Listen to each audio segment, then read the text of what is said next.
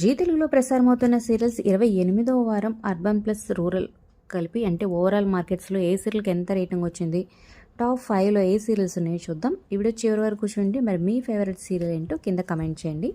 ఒక లైక్ చేసి ఈ వీడియో షేర్ చేయడం మర్చిపోవద్దు. మరిన్ని అప్డేట్స్ కోసం మన ఛానల్ని సబ్స్క్రైబ్ చేసుకోండి.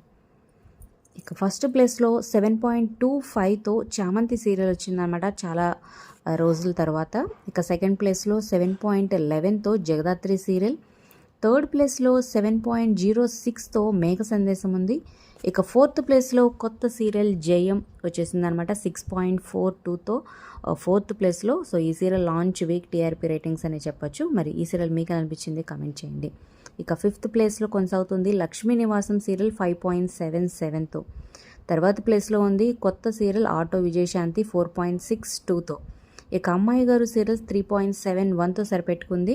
ఇక పడమటి సంధ్యారాగం సీరియల్ 3.81.